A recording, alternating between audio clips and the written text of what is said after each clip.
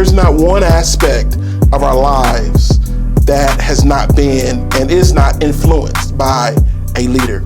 And so that if we can impact leaders, even leaders before they get a leadership role. That is the most important. Yes, and teach them the power of caring for their team, loving their team, leading with authenticity, yes. And also, how do we get results? That can be very powerful. Absolutely.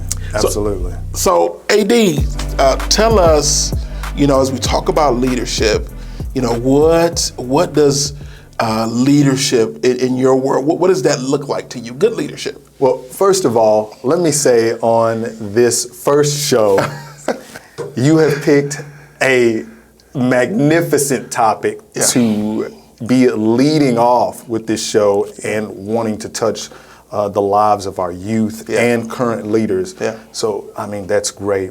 But leadership, where I am, and thank you so much for allowing me to be the first guest as well. I really appreciate that. Leadership has a form where I am and that I've seen in many different places that basically it is the first role of service. It is the last role of responsibility. But it also is the first role of inspiration, motivation, and that direct guiding light towards that goal or accomplishment and that kind of thing. And so it looks like it must embody all of those things because a leader also is about growth. And we'll talk about what that growth looks like. So that's what it looks like, and that's its roles and responsibilities. And that has no bearing on who or what the leader is. Those things are synonymous with leadership. Yes. So I want to key in on something that you spoke to. You talked about inspiration. Yeah. Right. And when you think about how do I as a leader inspire my team and those that I serve, why do you feel like, why is that important? Why does a leader even need to be someone that inspires others? True leadership, a good leadership, I should say, should inspire those around them and grow those around them to be leaders. So with the inspiration aspect, you have to have that thing that inspires someone that has that thing that should grow in them. And we'll talk about the seed. We'll talk about a seed mentality. And so you have to, because a good leader has a vision, right? And so a leader has to then be able to move that vision into the heart of the people he's leading to inspire them to say, oh, okay, I'm going to follow, and I'm inspired to do that, to accomplish said thing and go with them. And if you do that well, they will follow, not just because it's their job, I'm getting a paycheck, or I like that and I just want to go. They're doing it because they feel it inside. So when they operate in it and do their role in it as you as a leader, they will do it at 110%. They'll probably do it better than what they thought they would if you're truly inspiring and not just pulling people along. Yeah. So you mentioned something. You talked about when you are an inspirational leader and you inspire people, right? You can lead from a place where you are not asking people to give their best. Because a lot of leaders do that. They say, I need you to bring your best. Right. But as a leader, you should never have to ask people to bring their best. If you're inspiring correctly, Yes. they're going to bring 110% without you asking. They are inspired, they're motivated, they're like, just let me go, I'm ready. Yes. Yeah. And that's the key, because it's like you want to lead in such a way where you inspire people Correct. that they volunteer their best. Absolutely, and it should come to the surface. And we've seen good examples of that. Unfortunately, when we are in school, we're taught historically about the very bad examples, but the basis is still the same, whether they're inspiring for good or bad. I think people don't realize a leader is kind of like that light. You know, in the evening hours, if you cut on a certain type of light outside, that lamp, it's purplish, bluish, it starts to draw insects to it, right? Now we know it ends there once they get there. But what people don't realize is a leader is like that light. People draw in, but the difference is that once they get that thing from the leader, that inspiration, they go out. And then when they go out, they infect the world around them, and then it proliferates, it grows, and that's what they do. So that's why, like in history, when we read about the bad things, the bad leaders, those people didn't just go out and it was just the original 10 or 100. It proliferated, it grew, and then the masses grew, and then they kept growing and growing and growing when we talk about those evil leaders and so forth. But even when you talk about the positive ones, people came to them and started small, but as they drew people and inspired them, they then went out and proliferated that inspiration. And then they started bringing more people, and those people went back out, and they became, what I love to say, infectious. And a good leader inspires to infection, because you inspire and motivate people to a level that they go out and they're like, hey, you got to hear this, you got to see this, and I want you to be a part. And they do it and they make that happen. Or even in a small microcosm, to get something done, let's say in an office or environment or a project that you have to do, you're inspiring that, so they want to finish that product. So when they show it off, it has that infectious aspect. We completed this project, and when they show it off and they show, here's the complete, they're like, wow, your team did that? Your team is out. And what does it do? It inspires them to say, well, I'm gonna come back to your team to accomplish this. All right, so I'm about to go there. Okay, all right, because I think that oftentimes you see leaders that that work in just a difficult environment, right? You're in a difficult environment, and you mentioned something. Actually, I think it's the first time we actually had a one-on-one conversation. You mentioned that as you talked about how you show up, right? Yes. And why that is important. And so I want to talk about why it's important for leaders to show up in a way where they're infectious. So I want to talk about how leaders show up. Yes. Right? And how to show up in a way that not only inspires your team, but show up in a way that your brand is perceived as infectious. Why is that important? You said that. So there's several qualities about leadership, and we'll talk about the good leadership. But one is who you are as a person. Because who you are as a person is your brand, right? So as a leader, you are bringing your brand and showing that off. And as a leader, you are the example of whatever you are trying to lead. You should be that example. So one of these elements is the personal brand. Are you on time? Are you prompt? You know, when you have a good personal brand, that is one of those qualities that sets you up as a good leader. Because if you are showing up on time, when you start to lead, people are going to show up on time.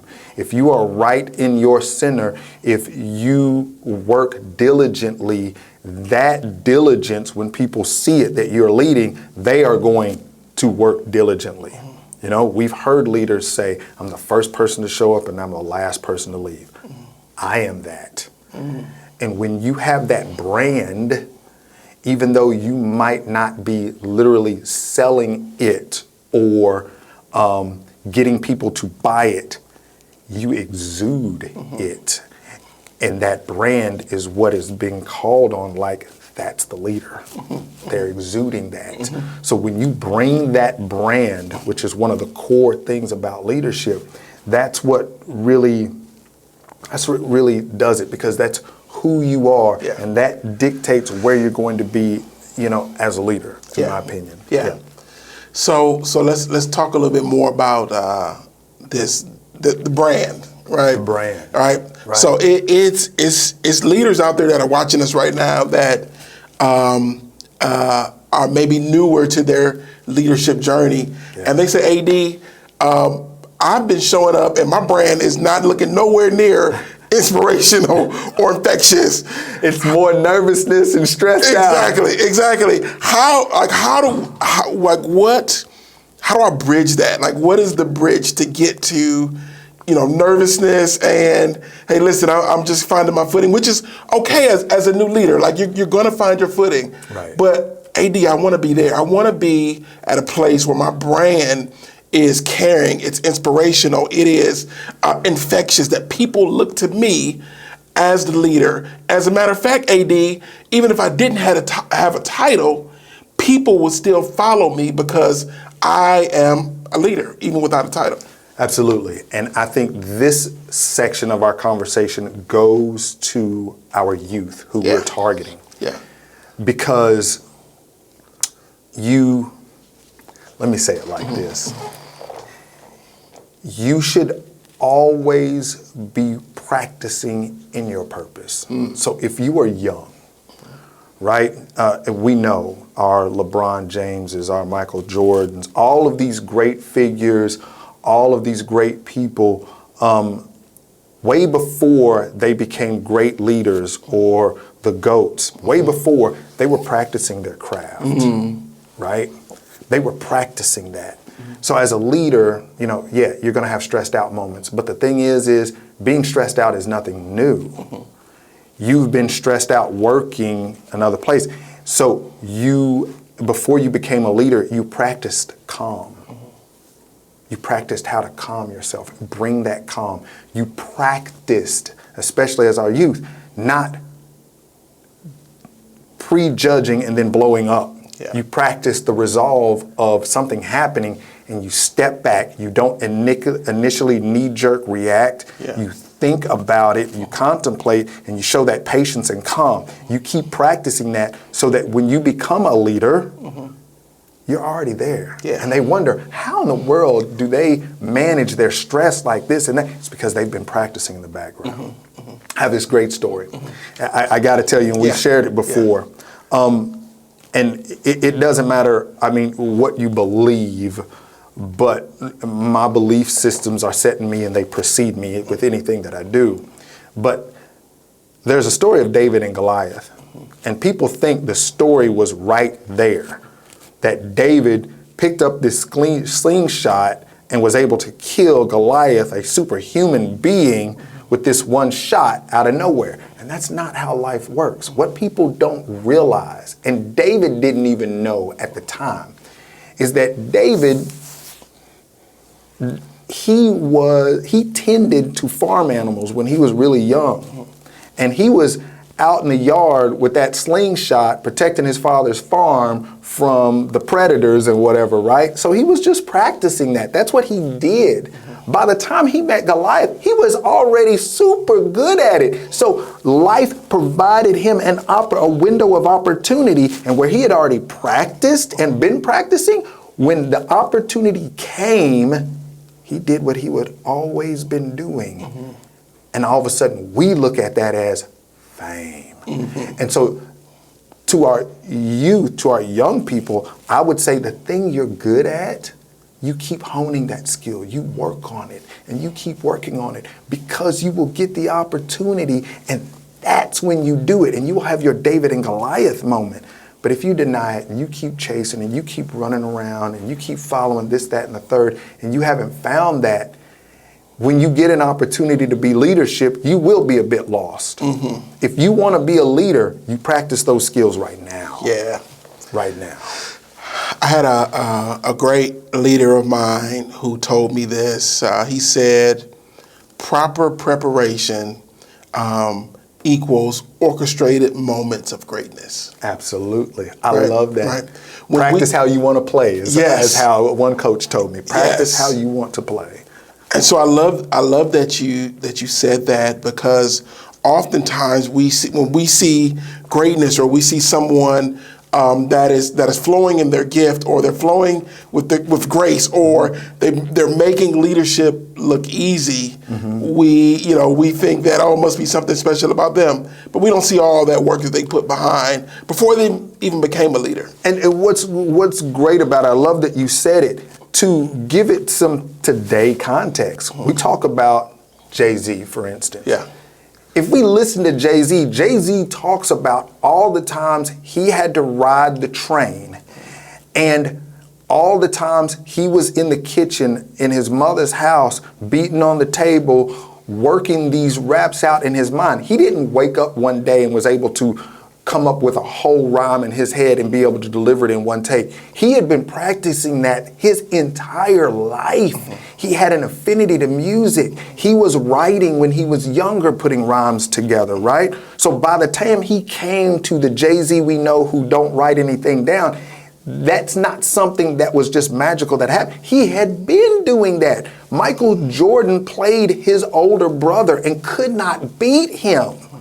But he kept playing him and kept playing him and kept playing him. What we don't realize when we met Michael Jordan in high school and in college is Michael Jordan had played 1 million games and lost horribly. If Michael's going to watch, Michael, I know you're going to watch. I know I might be exaggerating a bit, but you know you lost bad to your big brother. Okay, so, but anyway, I digress, my bad. Yeah, but, sorry.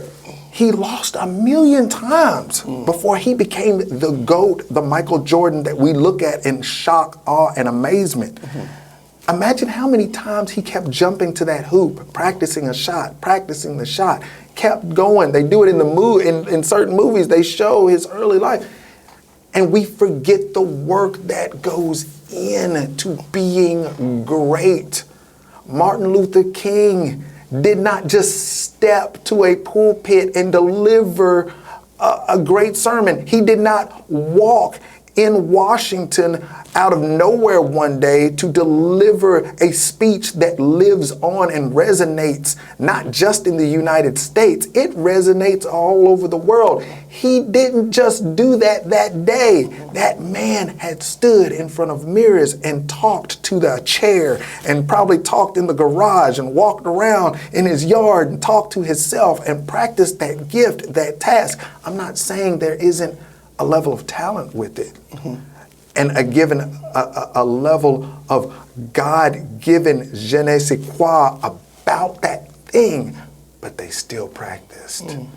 And it's there. And if you deny that, when your window of opportunity comes, because I know you're wanting it, I know you want that, I want to be this or that, I want to be a great leader. If you are not practicing it now, when your opportunity comes, you are not going to be ready for that window of opportunity. Yeah, man. The late Reginald Morris Lane said, he would always say, the opportunity of a lifetime must be seized in the lifetime of the opportunity. And if you don't prepare, right? If you don't prepare, if you don't put in the work, right, when that opportunity comes, I think it's the scariest thing to have an opportunity before you, but you've not done the work to maximize that opportunity. Right. And then there's sometimes that you get this opportunity out of nowhere, and you had to work. In my case, I had no idea I wanted to be an instructor. I had no idea. I was in aviation. I came from a small town in America. There was no airport anywhere around. And one day we'll talk about asking for things with purpose. But I remember I was younger, I was watching TV and I was like, I was watching something and I was like, I would love to be in one city, in a different city every night and travel all over the country and all of that kind of stuff. We diminish it, but I actually got that answer. Doing what I did as a flight attendant afforded me to do that. I literally went all over the country, staying in a city one night and then traveling the next day to another city. I got exactly what when I asked for it, didn't ask for it with real responsibility and purpose, right? So when I was asked to be an instructor, I had no idea that existed. So all of a sudden an opportunity came. But what I hadn't realized is that all the time my grandmother and my mother had worked with me about diction, articulation with my voice, talking in front of a crowd. I was raised in a church, so I had to read the Bible and I had to read it loud. And they were like, say it with your chest. We can't hear you back here. All of those things were working, but when I got my opportunity, I hadn't realized. So then I had the core and essential talents to do it. But then I did have to run back and be like, you know what, I'm going to take this seriously. Let me go and study. Let me do this. And I spent hours and working and researching, because sometimes you only have, and we'll talk about this, you know, when it comes to talent and natural talent, there's like 3 elements. And one of them, and you know, we've spoken about it before, is an unlimited resource, unlimited natural talent, and then the other thing is a guide. If you want to be successful, if you want to make it somewhere, and usually you need 2 of the 3. I had a talent for speaking, but I had the opportunity to have a guide.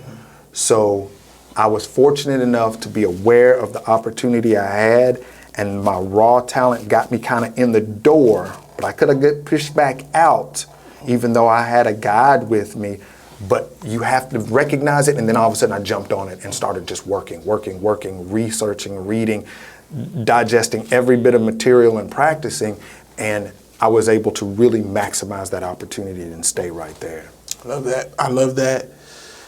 There's a lot of leaders that are out there that are either teenagers. There are some on college campuses. Absolutely. There are some that just started their first job or just started their leadership journey in their first leadership role. Yeah. I would love for you, AD, to look in that camera, right? Yeah. And I would just love for you to, you know, just encourage them right now. Yes. So, 1, congratulations. If no one has said it to you, one thing and an important thing a leader does is celebrate every victory. So I celebrate you. Congratulations. You're there, you're doing it, you're on your way. Now, what you need to do here is be able to speak positively to yourself every day, no matter the situation, about where you're at and where you are going. You do that all the time because your mind will make reality from imagination. So do that, speak positively, and tell yourself where you want to go. And as you start to chart that course, I want you to do the work necessary to get there. You're going to do it. Sell your brand, make your brand better, whether that's being on time every day and doing everything you're asked to do, no matter the circumstance. Sell that brand, build the brand, and then as you go, work on your communication skills, because the other important piece of a leader is being able to communicate their vision to the people that they are leading. Welcome. You belong here. You are going to stay here, and you are going to be.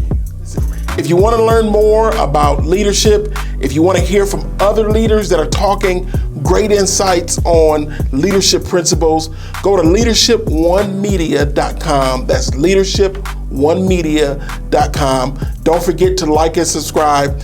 And if you love what you heard from Mr. A.D. Meadows, he's going to be back on the show. So go ahead and like and subscribe, and we'll see you next time.